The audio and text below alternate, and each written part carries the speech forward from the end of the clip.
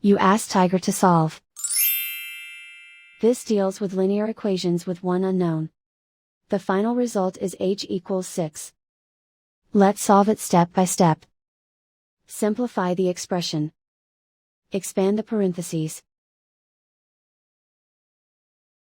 Multiply the coefficients.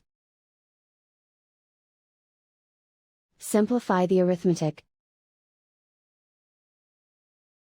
Expand the parentheses. Simplify the arithmetic. Group all constants on the right side of the equation. Subtract 28 from both sides. Simplify the arithmetic.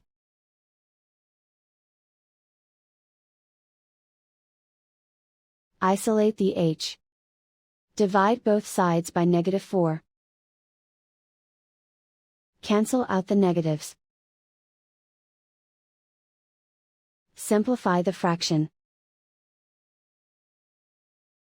Cancel out the negatives. Find the greatest common factor of the numerator and denominator. Factor out and cancel the greatest common factor. And so the final result is h equals 6.